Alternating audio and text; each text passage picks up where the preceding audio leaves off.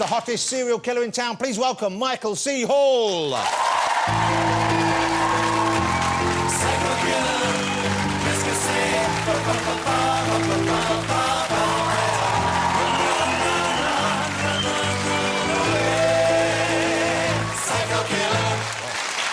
There have been the talking heads to get you out here. Nice to have you here. Thank you very much indeed. Now, pleasure. You've been to the UK before, I imagine, haven't you? Are you a regular visitor? Only once, when I was in the 8th grade on a class trip. We were here for my mother and I and some other people for a night. Wow. How old is that 8th grade? What age? Probably 13. 13-year-old boy in London with your mum? Yeah. What did you remember of that trip? What do you remember? Well, it was our first stop on a tour of Europe. I had really bad jet lag, so I don't remember much of it. I know that my mom did get us tickets to go see Starlight Express.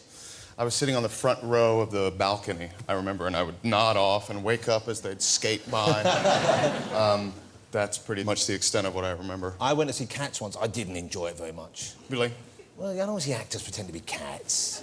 Actors are sometimes hard work anyway, aren't they? But when they're pretending to wash themselves and lick their own genitalia, that's not my idea of entertainment.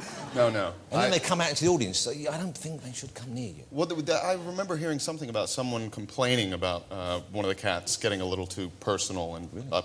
There was some sort of lawsuit. I think it went away. If that happens, you're going to see Cats. I think you are allowed to grab the actor and have him spayed. Here's the thing, though. I was surprised to find out. Well, you're a very handsome man. You must be aware of this, and I know a lot of young ladies. Well, you might as well. Why fight it, eh, Michael? Well, I'm only saying yes because you've been talking about it quite a bit. And I appreciate it. What's happening to you? I must be coming out or something this evening. I just didn't realise it. But I know... I Googled you. Really? I Googled you. Have you Googled yourself ever? I confess I have Googled myself. You've got to Google yourself, OK. But I was amazed when it came up because the number of the... You know, you can see not only there's a site with information about you and movies and TV you've been and so on and so forth, but also questions that people have put on the web about you. And there's an awful lot from fan groups of women saying, is he married? Is he single? Is he gay? Is he married? Is he... Just really got the hots for you. That must be quite a nice experience. I suppose so. I mean, I guess it has something to do with the characters I've played. I mean, I played a gay character on 6 Feet Under. And maybe that has to do with why that speculation is a little more. Okay. Because you played a gay Undertaker, didn't you? I did. Okay.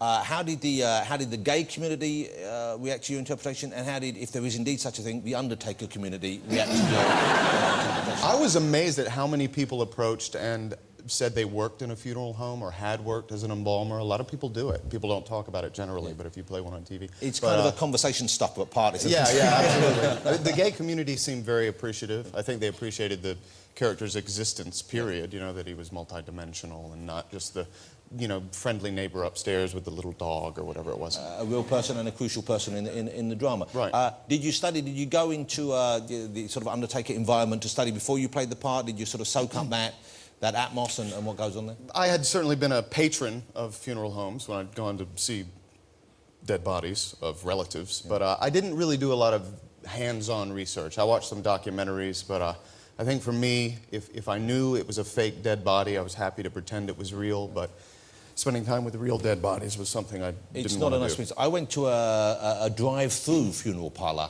in Louisiana once. Really? Yeah, they have a drive-through funeral parlour down there. How does that work? You drive through and there's the person propped up in the window. Perfect. You don't even have to get out of the car. Yeah, and you pay your respects in probably the least respectful way imaginable. And this place actually exists. Wow. But it's kind of what makes America great, though, isn't it? Yeah. The drive-through in all forms. Let's talk about Dexter now, because Dexter, I don't spoil it for me, because I know we have season 3 is about to start over here, but I'm only up to season 2. But the people who aren't familiar, and obviously a lot of people here are, but there's a lot of people who might not have seen Dexter's over here yet. How would you describe the character? He's a very unusual line of work, and there's a very neat twist to it, of course. Yeah, he works as a forensic analyst, a blood spatter analyst by day in Miami. He's sort of hiding in plain sight, and that by night he indulges in his compulsion to kill people. But he doesn't just kill anyone, does he? Yeah, he kills only arguably deserving parties, reprehensible people. His father, or foster father, recognized his homicidal tendencies when he was very young and cultivated in him the belief that he had no choice but to kill, but that he could take responsibility for that compulsion and kill only killers. It's a very cool series. It's good fun. It's very gripping as well, and of course it's quite bloody. And now, when you're those scenes, obviously, I guess when you're shooting, it's like anything. It doesn't feel as real as it does when we see them. We see it all put together. But it must kind of be weird when you're working in a scene with because those I'm assuming they're not real corpses. No. They're prosthetics. Yeah. So they're prosthetic figures, but they're kind of pretty realistic, aren't they? They're remarkably realistic. Yeah. I mean, if I know that they're fake, and it's really easy to believe that they're real. There's one that we reused. We came back to it. It was a flashback, and it's a guy who's all hacked up, one of Dexter's first kills. And everybody on the crew was looking at him saying, do we recognize this guy? Is he the one we used before? And people were examining his face and his disembodied arms and his torso. And only when they lifted up and looked at his genitals were people like, yeah, that's the one. It was interesting. So that made a big impression. Yeah, I guess so, yeah. All right, let's have a look at a clip. If you haven't seen Dexter, then it's now starting series 3 over here in the UK. You can get the first 2, I think, on DVD. It's on the FX channel over here, so you're going to have to go up in the high numbers to find it, but it's worth searching for. This is Dexter. That's a scary moment. Yeah. So the show isn't all heaviness, you know, it's funny. How do you prepare for something like that? Because what an unusual character. You've got someone who kind of can exist, and I guess this is what, psychopaths do, or sociopaths do. He can exist in normal society during the daytime, but then he has this compulsion, this urge, and does something which he kind of knows is wrong, but he can't stop himself. Right. Do you have tricks that you use for that, or are there kind of devices or methods that you do, or do you base yourself on anyone at those stages? I mean, I read transcripts of interviews with serial killers, books by FBI profilers.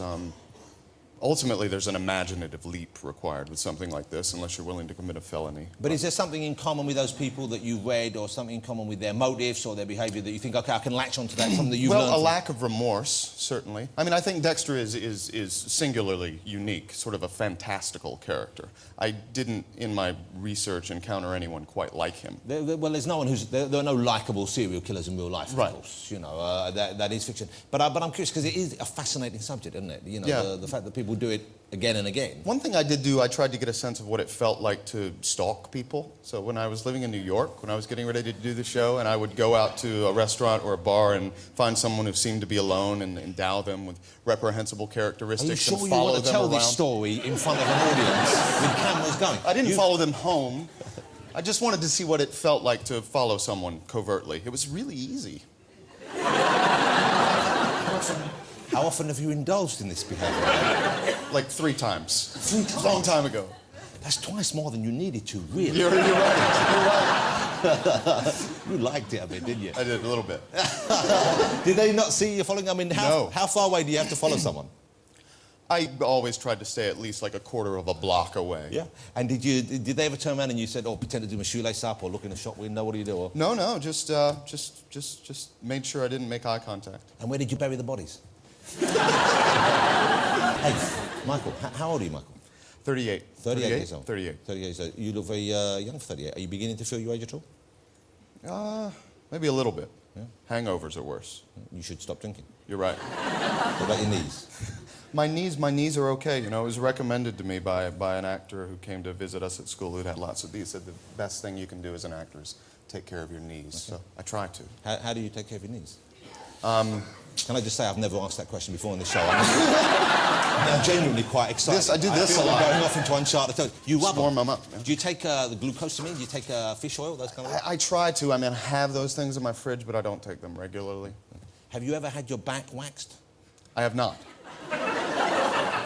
Can we do that now? Well, I'm thinking of getting mine done quite soon. Are you really? If you'd like to make a date of it. We'd go and film it and... No, just hang out together. What's wrong with me tonight? I'm acting like a lunatic. It's quite all right. Michael, I'm thrilled you came on the show. Thank you so much. Thanks. When do you do... I guess you finished Series 3. You filmed We it? finished the 3rd. It's aired in the States. We go back late May to start shooting the 4th. How long? Obviously, fans will want to see you go on for quite a while, but how long do you intend doing it? Do you know if... They've signed us on for a 4th and a 5th season. At the end, though, he's going to have to get caught, isn't he? It's going to have to resolve itself in some sort of satisfying way. I know how it'll end. Tell me. He'll kill himself. Kill himself. Well, you know, he said that's a reprehensible idea to him, but you never know. I bet he does. How much on that? I bet. Okay, I'm going to make a proper bet with you now. All right. Right, I'll shake your hand on this. It's a proper bet. If he winds up killing himself, you have to come back on the show and show us your waxed back. Deal. Michael C. Hall, ladies and gentlemen. A splendid sport. Thank you, sir. I'm sorry, I went off on running on the time. Oh, God, it's all right. It's all right. Michael C. Hall, ladies and gentlemen. Thank you, sir.